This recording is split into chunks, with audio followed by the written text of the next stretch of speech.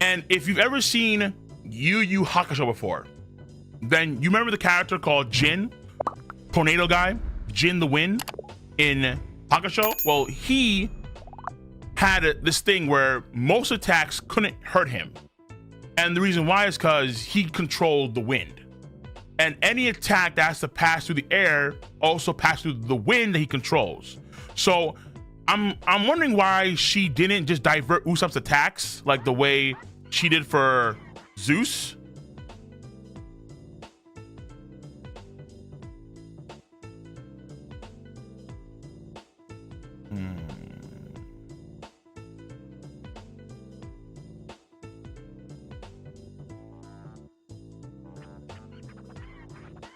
Maybe the flex? It's possible.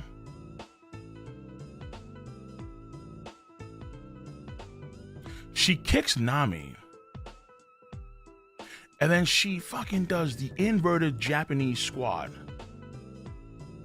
Then fucking rotates on a nigga. And knees him with that centripetal force. Like, dude. She stunts on the Straw Hats, man. Damn, son. God Knights, and she's just one of what, 9?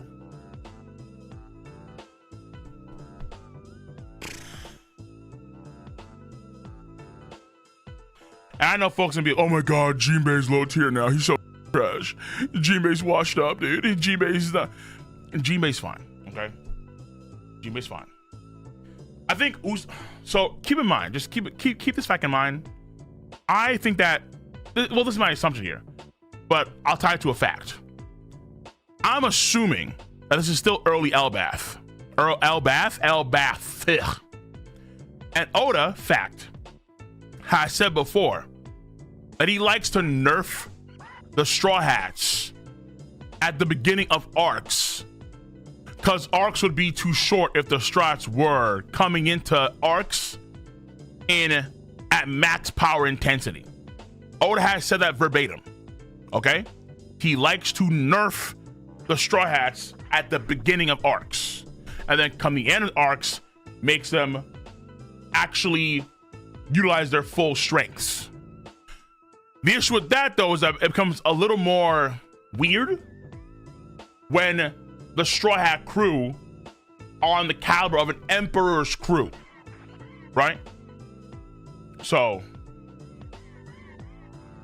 but again, I'm not trying to shy away from Goonko's greatness, where if she really is on par with Loki, or stronger than Loki, or even, let's say, weaker than Loki, but not that much weaker than Loki, it's like, oh, holy shit.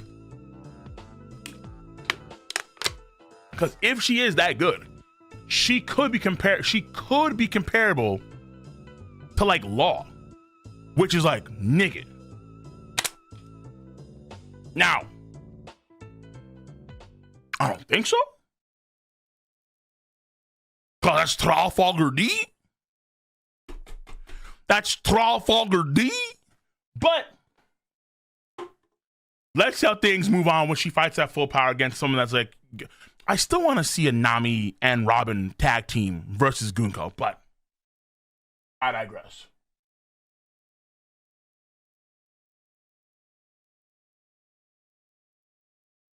She can harm Big Mom? I mean, technically, I suppose so.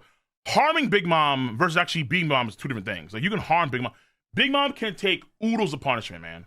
Like, Big Mom took an attack that had the same devastation, not power, but devastation, DC, as Luffy's Bajran gun. Like, bro, you need a lot to take down Big Mom, all right? I know there's some sort of like fan comic out there about Kizaru versus Big Mom. I don't know how to rolls, but Big Mom's beating Kizaru every time. Every time. It's not even a question.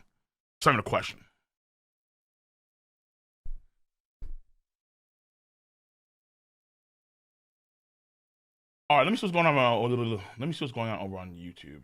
Okay, YouTube. Admiral agenda. The Admiral agenda's always been there. As of late, because a few individuals have been getting some rises. Like, oh my god, Admirals. Oh my god, the Admirals. But in reality, the admirals have proven to be, right now, they have proven to be far inferior than emperors, right? Every admiral versus every emperor's winning. Full stop.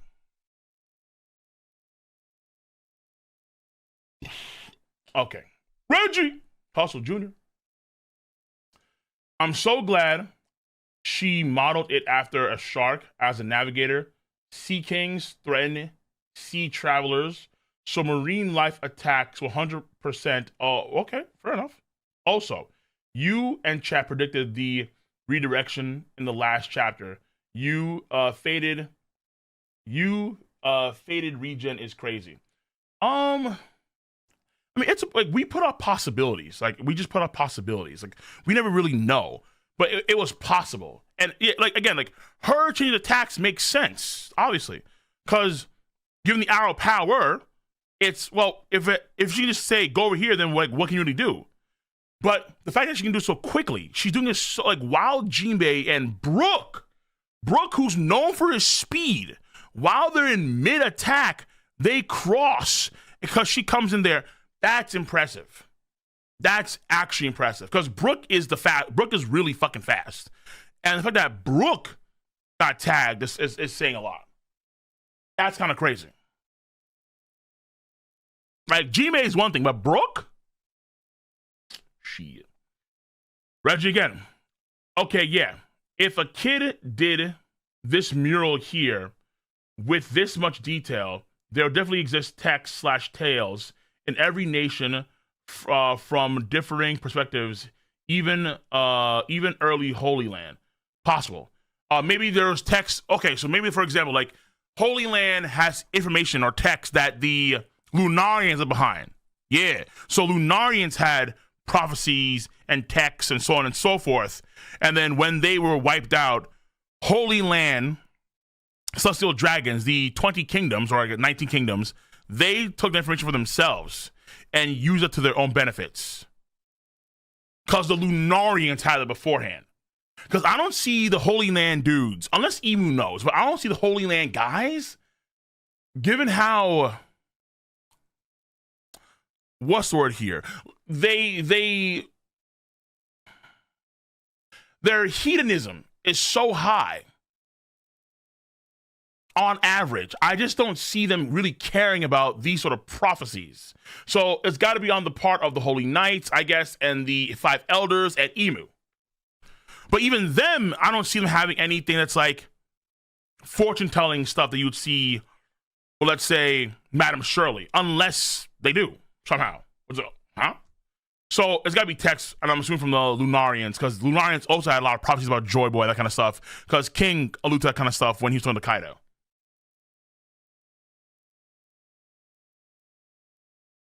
Emu told Holy Cole God Knights about the first and second world.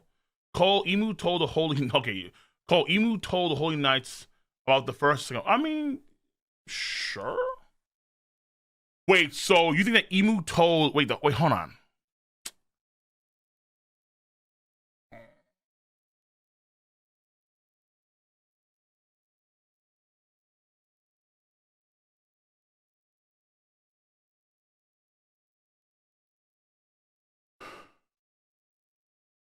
Okay.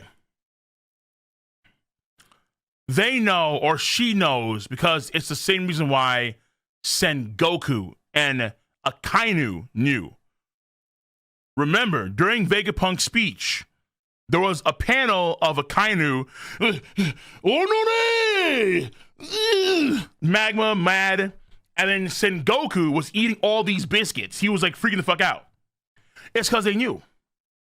Sengoku and Akainu already knew about a lot of these things, and I'm pretty sure that's also the world getting the flood. Sengoku and Akainu were freaking the fuck out. Yeah, I need to go back and need to see. Okay, I may have to do a review for this chapter actually, because I think it's important now. More important than you would think. Okay, because it's the immortality factor stuff, the abyss stuff. Yeah, I'm gonna do a video. Okay, I'm gonna do a review. I saying the Kizaru versus Big Mom thing, by the way. Sure. Will I read it? Maybe not. Actually, maybe I will. Probably just rage to it. Rage. Because the fact that I'm seeing Big Mom coming to blood, like, yo, nigga, chill. Against Kizaru? Nigga, chill, bro. Chill.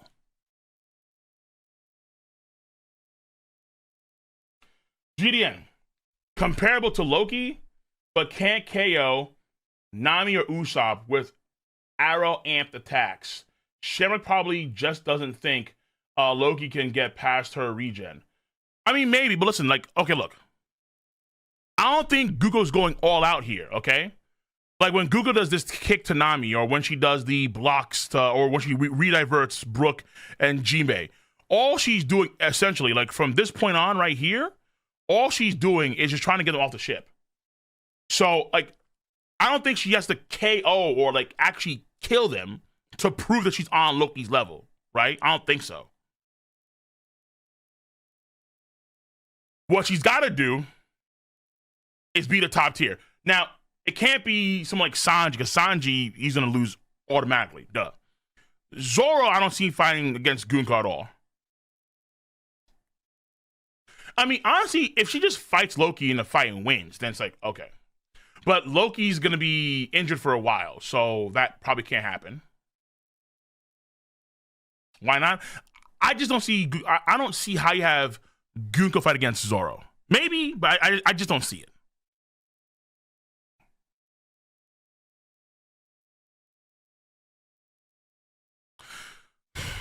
Fuck. Truth be told, too, it's gonna sound a little bit sexist too. It's because she's a woman. Let's see what stack here, okay? It's because she's a female. She's a girl. XX chromosomes. Vaginal. Okay, I'm gonna stop. The reason why is simple. Oda and a lot of different stories do this, but hard pressed, very hard pressed to have the prominent fighters of the main characters cast who aren't girls fight against women and beat the girls in the fights. Think about it. The last time Zoro fought a girl was Tashigi and held back. I'm sorry, no, it was Monet. And even still, what happened with Monet? He held back, and it was Tashigi that finished off Monet. Sanji not happening. Luffy would do it. He fucking would. But Oda rarely puts Luffy in fights against females. Rarely. Even Ulti, they have their clash, they do their thing, what happens afterwards? In comes Yamato. So, I don't think that Zoro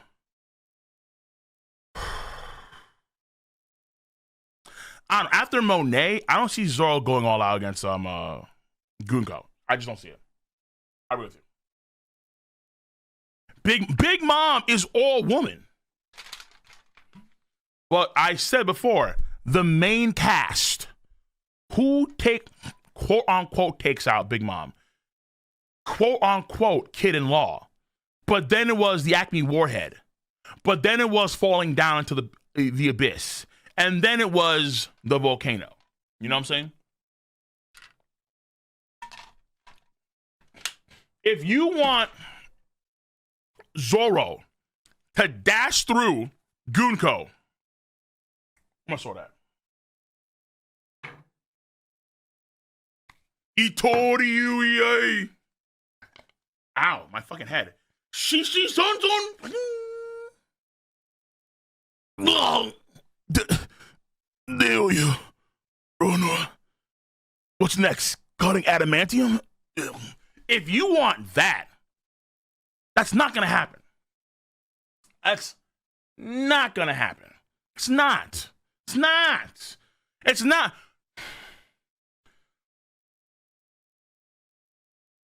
Maybe it's a cultural thing. Maybe it's a. I don't know. But who wants it? I'm just saying that I don't see Zoro fighting against Goonko and beating Goonko in a fight. I don't see it. I normally, whenever I see a strong female fighter, I'm thinking it's got to be another strong female fighter or fighters are going to beat them in most manga. Very seldomly do I see a situation. There is no way. Okay, that's not a spider. Good. I'm like, there ain't no fucking shot. Nigga had comrades. Okay. We stand for our homeboy. I'm like, I spray you, motherfucker. Okay. But yeah, the idea is simple. There's probably a good chance. Yeah, like Goonko versus Boa, or Goonko versus Big Mom, or versus. I thought about the idea of having Nami and Robin tag team together fight against Goonko. That's an idea I had. That'd be a fire thing. That'd be pretty cool. That'd be pretty fucking cool to have Goonko fight against Nami and Robin at the same time. It's also part of the reason why, for example, I don't think Oda ever used Smoothie in Whole Cake Island. Smoothie is stronger than on paper. Smoothie is stronger than Jack the Drought. How do you not use this woman? How is her moveset only revealed in fucking Pirate Warriors? What's going on here? It's because Oda couldn't find a proper, strong female candidate to fight against Smooth Dick. If Yamato was on the crew, or if Robin gets to a point where she can actually fight against, if Robin gets to a point where she can fight against King the Wildfire caliber dudes and win, then Robin's getting a lot more fights. Because Robin can handle the strong female fighters. Gear 5 Bond versus Goonko. Goonko does fear Nika, so maybe that'll be a thing there. Fair enough, fine. Okay, we'll take that. We'll take that. Okay. Though to be fair, you can argue that's more of like, let's say, a trauma thing where she fears Nika, and then Bonnie can then go give him Gum Gear 5 or Pseudo Gear 5 cannon and just blow out the water, potentially, right? I think it's a bit. Now, to be fair, though, it still look really fucking strange to have Bonnie do what she's doing to someone that could be on par with Loki. Like, what the fuck is this? Yikes, Oda. Yeah, you know how controversial it was when Bonnie got her. And to be fair, I can understand why. I know people, for the writing significance of the story and the themes, but a lot of times this does not outweigh in terms of cohesion in power systems. It doesn't. Listen, you have to also have cohesion. It has to make fucking sense. The themes. No. Power systems matter too, especially in a story like this. You just can't ignore them. You just can't break shit. Oh, we have taboos in the world of fairy tale, but if you're Erza and you wear a special armor, you can break any taboo you want to. That's like having a Delphi user saying, fuck it, I'm just going to use my powers underwater. No. Oda could think of a very thematic, brilliant, yes, oh my God, Bonnie's able to use her powers under the water. Holy shit, this is so good. But in reality, it's like, wait a minute. What the fuck are we looking at right now? This is strange. This is actually probably bad. Really fucking bad. And then we can dive into that whole thing. Either way, Bonnie versus, if you have Nami and Robin and Bonnie, a trio against Goonko.